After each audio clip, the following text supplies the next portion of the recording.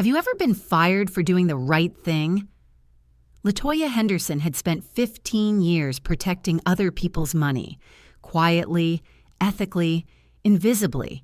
She believed in slow growth, strong foundations, and protection before profit. She was the kind of woman who double-checked every number, who read the fine print, who slept well at night because she knew her work was clean. But in one meeting, inside a glass-walled office in Dallas, Texas, a man who had just lost $100,000 looked her in the eye and said, "Pack your things. You're done." She didn't argue. She didn't cry. She didn't defend herself. She stayed quiet because she knew something he didn't. And the next morning, when the auditor walked through the door, silence became her greatest strength. This is not just a story about money loss. It's a story about integrity tested and the quiet power of doing things the right way. My name is LaToya Henderson, and I'm 48 years old. I'm a single mother. I'm supporting my aging parents. I'm preparing for my daughter's college future. And until last Tuesday, I was the senior financial compliance manager at Coleman Logistics, a mid-sized distribution company that had been bleeding money for months. Let me take you back to where it all started. It was a Thursday morning, 6 months ago. I walked into the office with my usual coffee, black, no sugar, and a folder of compliance reports I'd been preparing all week. The air conditioning was broken again, and the office smelled like burnt coffee and stress. Richard Coleman, the founder and CEO, was already in the conference room. He was 52, charismatic, always moving, always talking. He'd built this company from the ground up 20 years ago, and he was proud of it. Too proud, maybe. But lately, something has changed. The confidence had turned into desperation. The charisma had turned into impatience. "LaToya," he called out as I passed his office. "Got a minute?" I knew that tone. It wasn't a question. It was a summons. I sat down across from him. He had dark circles under his eyes. His tie was loose. There was a stack of financial statements on his desk, all marked up in red ink. "We need to talk about cash flow," he said. I nodded. "I've been reviewing the numbers. We're stretched thin, Richard. The rapid expansion last year put us in a tough position, and the market hasn't recovered as quickly as we hoped." He leaned back in his chair and rubbed his face. "I made an investment," he said quietly. "A good one. A guaranteed win. That's what they told me." My stomach dropped. "What kind of investment?" "Doesn't matter now," he said, waving his hand. "It went south. Lost $100,000. I felt the air leave the room. $100,000. That was payroll for 2 months. That was insurance premiums. That was supplier payments. "Richard," I said carefully, "did you use company funds?" He didn't answer right away. He just stared at the papers. In front of him. "I was trying to make it back," he said finally. "I was trying to fix things." I took a deep breath. "We need to disclose this. We need to adjust the books, if the auditors find out." "No," he cut me off. His voice was sharp. "We're not disclosing anything. We're going to work around it." "Work around it?" I repeated. "Richard, that's not how this works. We have insurance policies in place, property insurance, business interruption insurance, and liability insurance, but they only protect us if our records are honest. If we hide this, we could lose everything." He stood up and started pacing. "LaToya, I need you to be a team player here. I need you to delay some payments, reclassify some expenses, buy me time." I felt my hands go cold. "You're asking me to manipulate the books."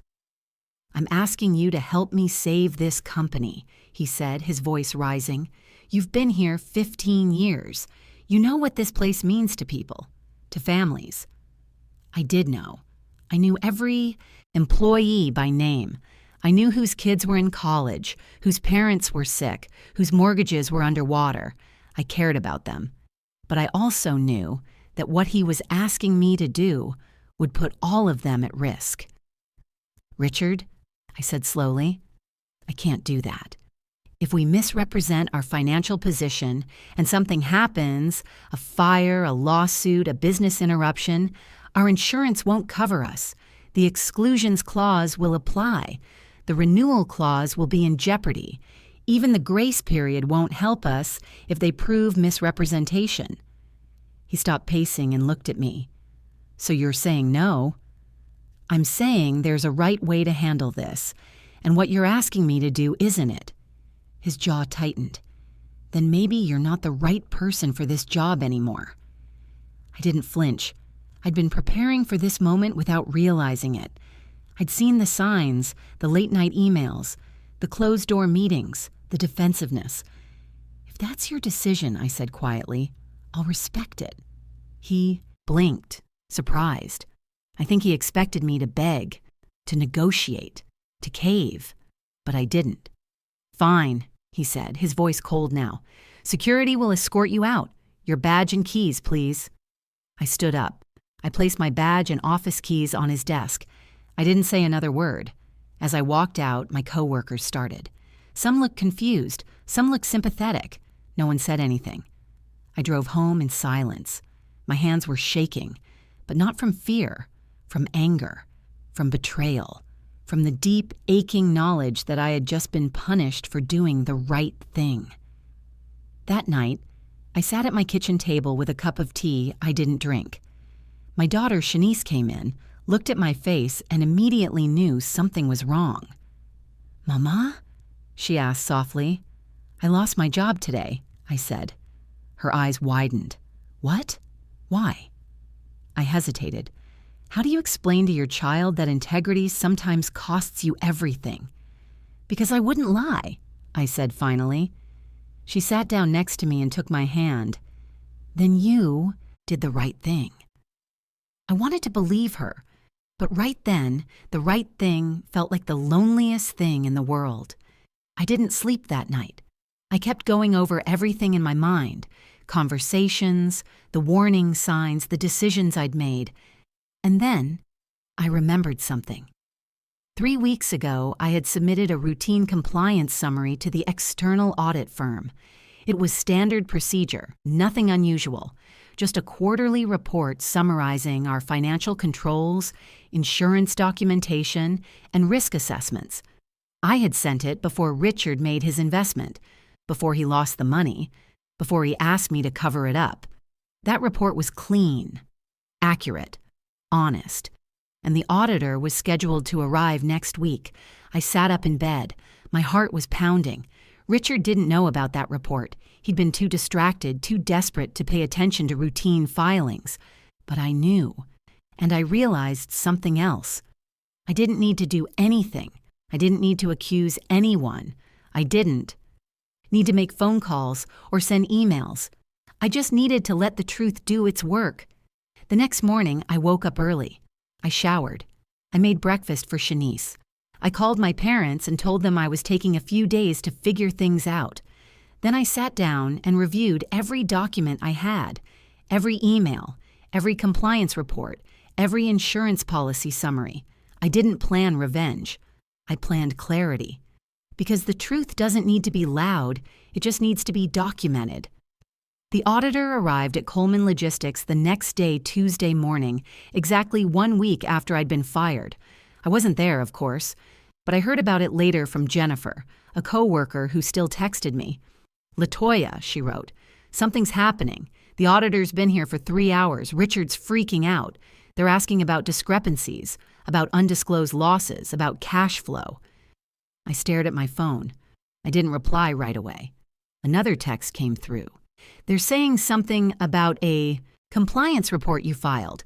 They're asking why the numbers don't match." I took a deep breath. Then I typed, "Because the report I filed was accurate. What happened after that wasn't." By Thursday, the whole company knew.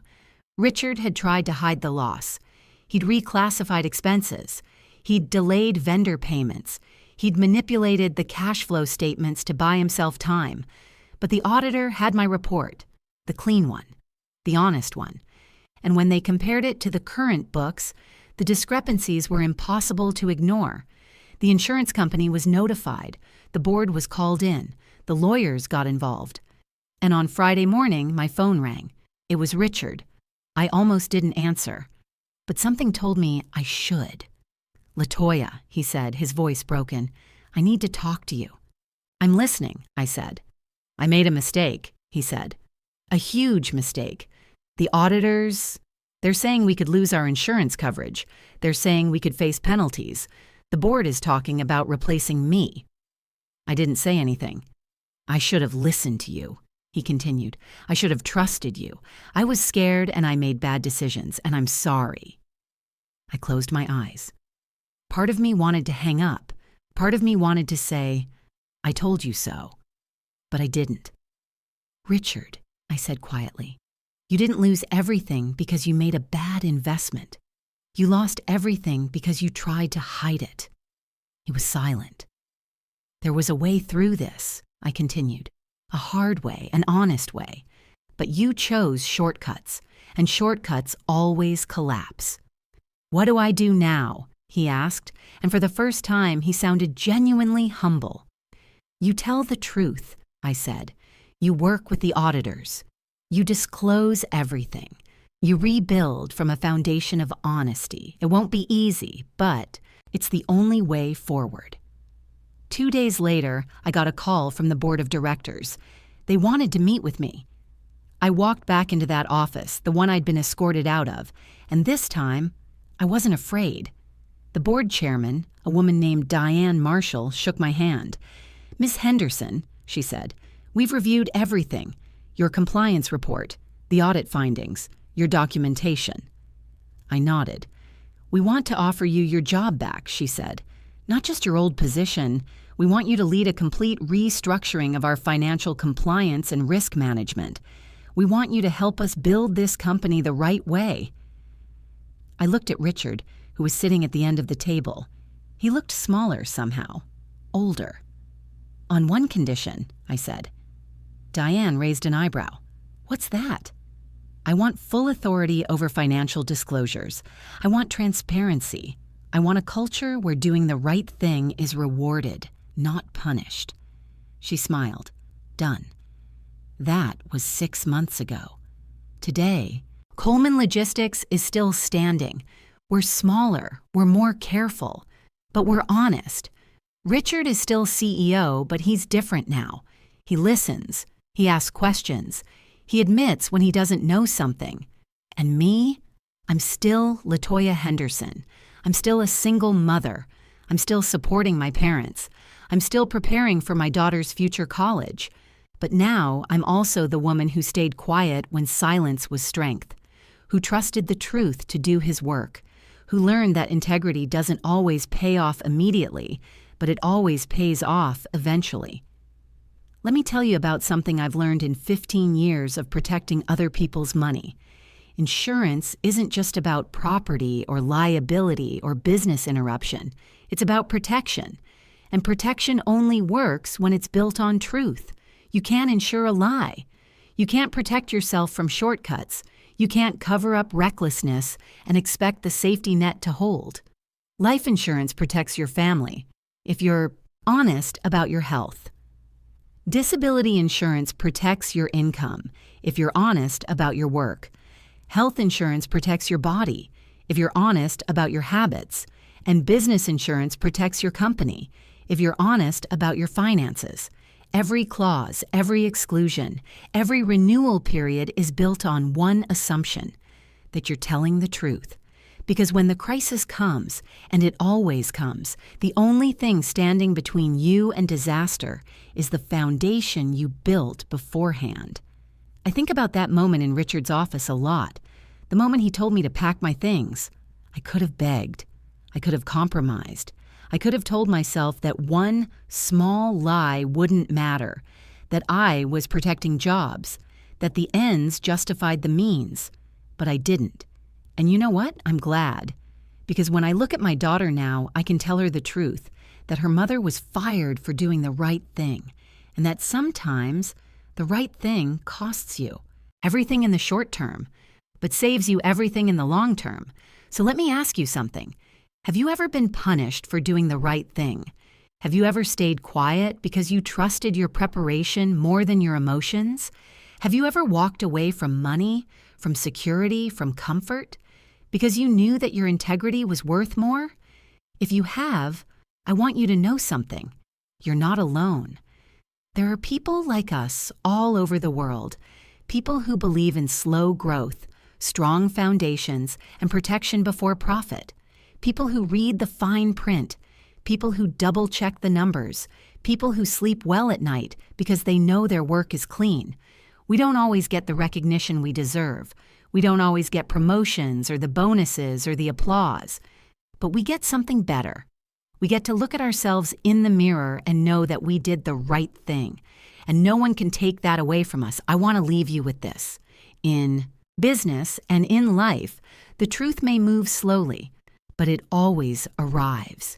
You can run from it. You can hide from it. You can dress it up in fancy language and creative accounting and plausible deniability, but eventually the auditor shows up. The policy gets reviewed. The claim gets denied. The foundation collapses. And when that happens, the only people left standing are the ones who built their lives on truth. So, whatever you're facing right now, whether it's a bad investment, a desperate boss, a tempting shortcut, or just the daily grind of trying to do the right thing in a world that doesn't always reward it, I want you to remember LaToya Henderson. I want you to remember that silence, when grounded in preparation, they can be power. I want you to remember that integrity tested is integrity proven. And I want you to remember that you don't need to be loud to be strong. You just need to be honest. Before I go, I want to hear from you. Have you ever been in a situation like this? Have you ever had to choose between doing what's easy and doing what's right? Have you ever been punished for your integrity, only to be vindicated later? Drop your story in the comments below. I read every single one, and I want to know, what did you learn? How did you survive? What would you tell someone facing that choice today? And if this story resonated with you, if you believe in the quiet power of doing things the right way, then please subscribe to this channel, because I'm here to share more stories like this. Stories about real people facing real challenges. Stories about integrity, insurance, investment, and the courage it takes to build something that lasts.